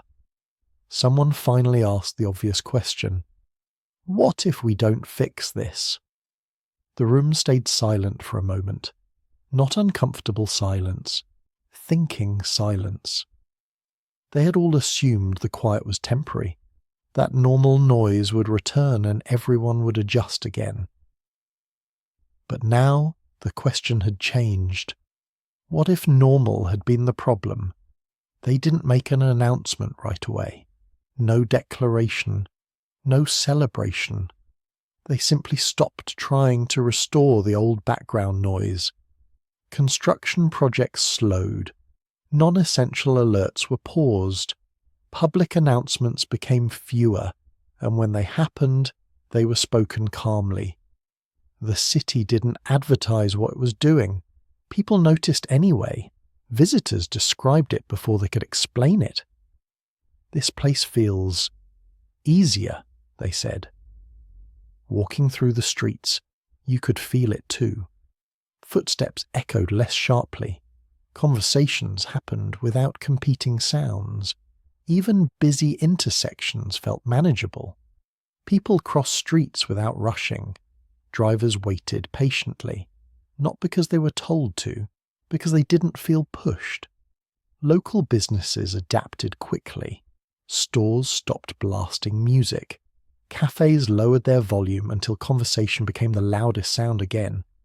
People stayed longer, not to buy more, just to sit. Children began playing differently. Games lasted longer. Arguments ended sooner. Parents noticed they didn't have to intervene as often. Teachers reported that students were calmer, more focused, less reactive. No one called it a miracle. They called it relief. News outlets tried to frame the story. Some called it an experiment. Some called it dangerous. But the stories didn't spread the way they used to. The quiet affected media too. Headlines softened, language slowed. Outrage didn't travel as far. People read articles and then closed them, without immediately reacting. You spent time in the city without planning to. Days passed, not empty days, complete ones. You noticed how your body responded. Shoulders relaxed without conscious effort. Breathing deepened naturally. Your thoughts still appeared, but they no longer collided. One finished before the next arrived. At night, the city felt almost gentle.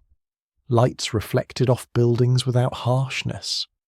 Sounds travelled farther because there were fewer of them. You could hear footsteps half a block away, not threatening, reassuring.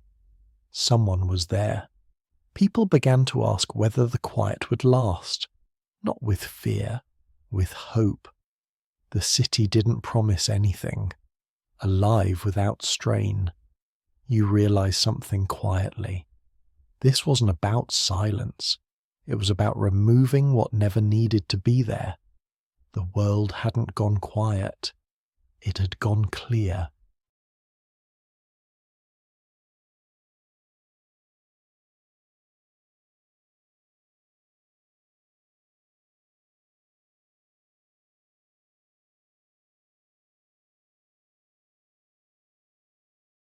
Not everyone welcomed the quiet. That was inevitable. Some people missed the noise not because it was pleasant, but because it was familiar. In certain places, the silence felt unsettling, too open, too revealing. Business leaders worried first. They spoke about productivity, about urgency, about momentum. They argued that without pressure, people would slow down too much, that deadlines would blur, that progress would fade. In a few cities, efforts began to restore what had been lost. Music was turned back up in public spaces. Notifications returned to screens. Advertisements grew louder again. At first, nothing happened. The sounds returned. The signals blinked. But the effect was not the same. People noticed immediately, not with relief, with discomfort. Conversations shortened. People left crowded spaces sooner. Cafes that raised their volume saw customers sit less, not more. Workers felt the strain return. Tight shoulders, short tempers. Sleep became restless again. Doctors noticed it within days. Stress indicators rose slightly. Not dramatically, just enough to be noticed. The quiet had changed something fundamental. Once removed, the noise could not reclaim its old place. In one city, a large announcement system was tested. Sirens were activated briefly, just to see how people would respond. The reaction was immediate, not panic, resistance. People stopped walking, covered their ears, looked at each other confused. The sound felt intrusive now, unnecessary. Officials shut it down within minutes. They didn't explain. They didn't need to. The message was clear. The quiet was no longer absence, it was preference. You watched this unfold from a distance. News travelled more slowly now, but more accurately. Stories were not exaggerated. They didn't need to be. The truth felt calmer than speculation. People began making choices, not loud ones, quiet ones. Some moved away from places that insisted on restoring urgency. Others travelled towards cities that had embraced the stillness. Migration happened slowly, not in waves, in steady streams. People described it the same way. I can think there. I sleep better. It feels human. No one claimed the quiet made life perfect. Problems still existed. Work still needed to be done. Decisions still mattered. But the background pressure was gone, and without it, everything felt more manageable. One evening, you sat in a public square in one of the quiet cities. A musician played softly, not amplified, just enough to be heard by those nearby. People gathered naturally. No one recorded it. No one demanded more. When the song ended, there was a pause, then quiet, not applause. Appreciation didn't need noise anymore. You realized then that the world hadn't lost sound. It had learned restraint. Night fell gently. Lights dimmed. The city rested without effort. You lay down later, listening to the quiet that now felt familiar. Sleep came easily, and somewhere far away, in places still trying to force noise back in, the effort continued. But it grew weaker each day, because once people experienced what life felt like without constant urgency, they didn't want to give it up. Years passed, not loudly, not dramatically. They passed the way clouds move across a wide sky. Noticed only when you look back and realize the view has changed. The quiet never left. It settled into the shape of the world so naturally that people stopped calling it quiet at all. It was just life now. Cities still existed. Technology still advanced. People still worked, learned, travelled, and argued. But urgency no longer defined these things. Children who were born after the change never knew the old noise. They did not grow up surrounded by constant alerts, by endless background pressure. Their days were structured, but not crowded. Schools adjusted first, Classrooms became calmer spaces. Lessons moved at a steady pace, not rushing to cover material, but allowing understanding to settle. Teachers noticed something unexpected. Children asked fewer questions but deeper ones. They listened more. They finished thoughts. Playground sounded different. Laughter still existed. So did shouting. But it came in waves, not as a constant layer. Children played longer games. They stayed with one activity until it felt complete. Adults changed too. Work still mattered, but it no longer demanded every waking moment. Meetings were shorter. Decisions were clearer. People left work without carrying it home inside their bodies. Even disagreements softened. Arguments still happened, but fewer words were wasted. People paused before reacting. Silence became a tool, not a threat. News changed as well. Stories were written more carefully. Headlines stopped shouting. Outrage travelled shorter distances. People read, then they stopped. They didn't scroll endlessly anymore. They absorbed what mattered and let the rest pass. Healthcare systems noticed long-term effects. Stress-related illnesses declined steadily. Sleep disorders became less common. Doctors spoke quietly about something they couldn't fully measure. The human nervous system seemed to be recovering from something it had endured for far too long. You moved through this world without thinking about the change anymore. It wasn't something you compared. It was something you lived inside. Occasionally someone would ask what it had been like before. You struggled to explain it, not because you had forgotten, but because the words sounded exaggerated once spoken aloud. It was loud, you would say. They would look confused. How loud, they asked, and you would realize there was no answer that made sense anymore. One evening, you walked through a city square as the light softened into dusk. People sat quietly on steps. Some talked, some didn't. A streetlight turned on without drawing attention. A breeze passed through, carrying nothing urgent with it. You noticed how easy it was to be present, not focused, not mindful, just present. The clock on a nearby building marked the hour.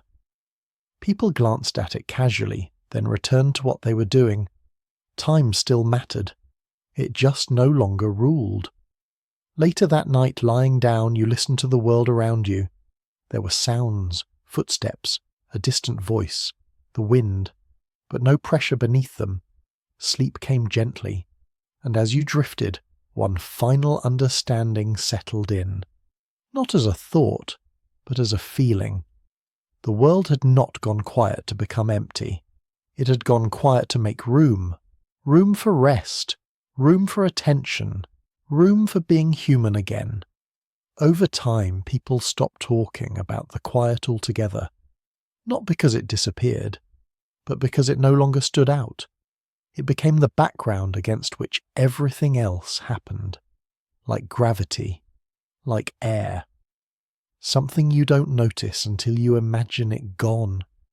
Days unfolded gently. Morning arrived without urgency. Night followed without resistance. The spaces between moments grew comfortable. People no longer filled them automatically. They let them exist. You noticed this most in the smallest places. In the pause before someone answered a question. In the way footsteps slowed when there was no reason to hurry. In the silence after laughter ended, when no one rushed to replace it. Silence stopped being awkward. It became familiar. Years later, records would show that productivity had not collapsed. Creativity had not vanished. Progress had not stopped. If anything, things had become more intentional. People did less, but what they did was finished. You walked through streets that once would have overwhelmed you. Now they felt manageable. Not empty, not dull, balanced. The world still made noise when it needed to. Music played, crowds cheered, children shouted. But the noise arrived with purpose and left when it was done.